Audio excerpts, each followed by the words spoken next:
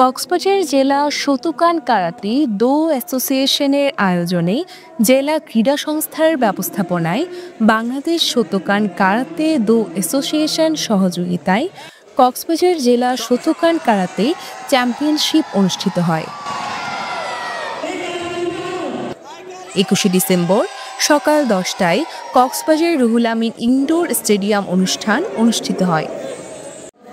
অনুষ্ঠানে প্রধান অতিথি ছিলেন কক্সবাজার জেলা ক্রীড়া অফিসার ও জেলা ক্রীড়া সংস্থার সদস্য সচিব মাইন উদ্দিন মিল্কি। উদ্বোধন করেন অ্যাসোসিয়েশন উপদেষ্টা বিএনপি নেতা Rashed Mohammad Ali.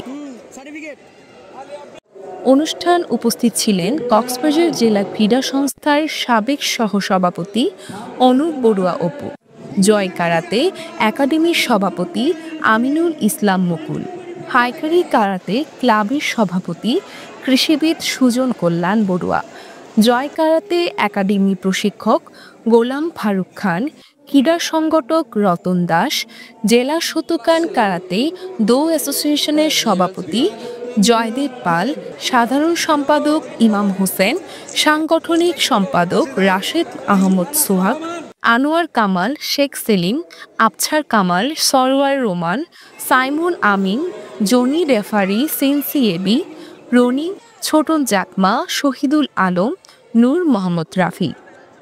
News desk, CCN.